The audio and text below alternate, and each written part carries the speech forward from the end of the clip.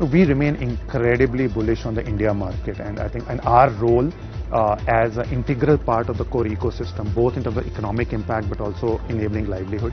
I think one of the areas which we are incredibly passionate about is helping create an industry-wide safety net for drivers. Gig work is a reality, and ride-hailing platforms are going to grow multiple times over the next few years.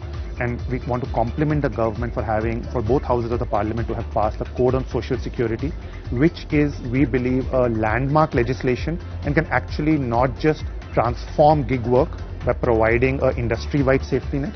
It also sets a precedent for multiple other markets globally to copy from.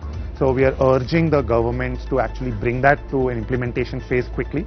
In fact, today we announced our commitment to, even before that is notified, encouraging drivers to sign on to the e-Shram portal. We already have many drivers on that. We are going to run a specific incentive program to actually encourage drivers to sign up. What that does is it creates word of mouth, it creates virality, more drivers get encouraged, and we think that will actually provide the safeguards necessary for the gig workers, and we are at the forefront of advocating for this. Absolutely, and more and more people, I think you've already stated that as well, that more and more people are going to now offices, and of course, they have high disposable incomes as well. By the way, I don't use my personal car at all. I only use cab hailing services. But we do hope that there's going to be any moderation in prices, or are you going to be looking at escalating the prices further? Our core thesis has always been that there are three parts of the Uber value proposition which are fundamental to us continue to serve the consumers. Number one is safety, number two is affordability, and number three is reliability. Whether you're able to get a vehicle of the kind you want at the pricing you want, and it turns up without any surprises. Affordability is all about keeping prices low, and safety is heart of what we do.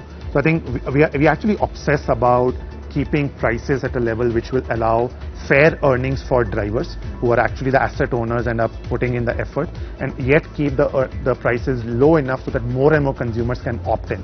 And that's what we are kind of focused on. The fact that we're introducing new products like three-wheelers, two-wheelers, buses kind of reflects that we are encouraging more consumers to join the platform.